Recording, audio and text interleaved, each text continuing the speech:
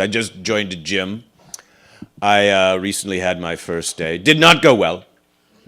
Here's what's happened. I was getting ready to do some lifting at the bench press, and I was about to start my workout when I heard, "Yo, bro, can you come spot me? Yo, bro." So I turned to my right, and there, standing in front of me, is one of the largest men I've ever seen. Just a bull of a man. Muscles coming out of muscles. You've seen this guy at the gym, never leaves. Knows everybody's name, every day he's doing a different exercise you've never seen before. And by the way, for those of you who don't know what a spot is, that's when you're lifting a very heavy weight that you feel you might need some help with. So you want someone there in case you start to struggle and have difficulty with it, so to avoid injury or perhaps even death, right? Now, why not just lift a weight you're comfortable with? Good question. That is a very, very good question. You should ask that question.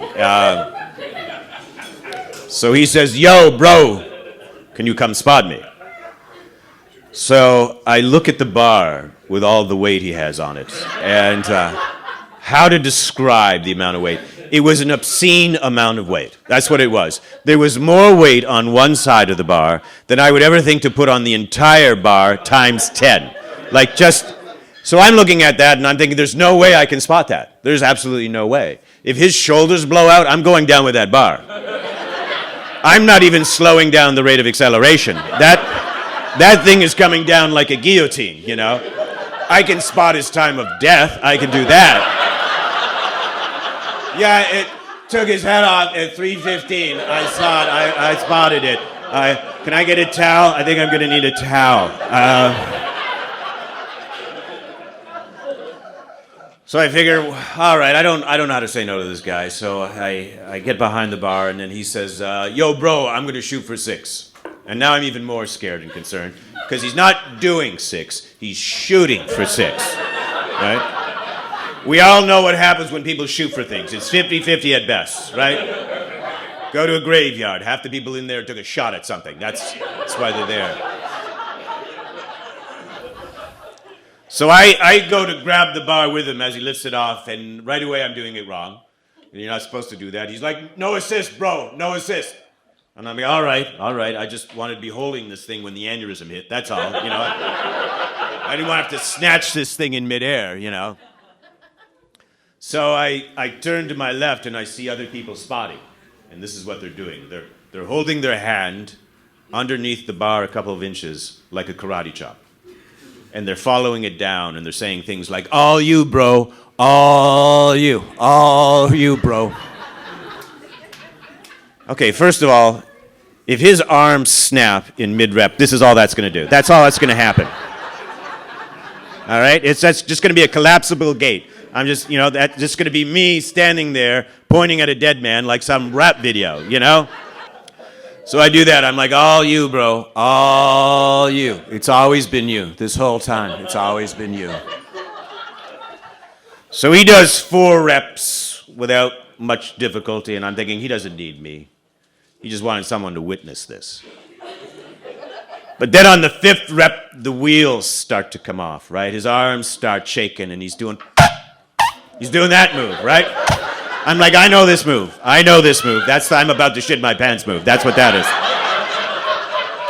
And he just barely gets this bar up, and I'm like, okay, bring it in. I'll tell everyone you did 6. Just bring in the bar, okay? But he goes down for the 6th and final rep, and I'm like, oh my God, this is how it ends right here. This is how it ends. 6 is your unlucky number, pal. And so he goes down, and now he's yelling. He's yelling with all his might. I'm yelling because I'm scared. We're both yelling at this point. And this bar's barely moving, right? It's barely moving an inch. And so I start bending my knees, just out of instinct. I figure I'll sacrifice my knees for this guy, right? I'll hobble the rest of my life so he gets to eat out of a straw the rest of his. Right? And my knees are getting lower and lower. And I don't realize this until I look in the mirror, but I'm literally sitting on his forehead now.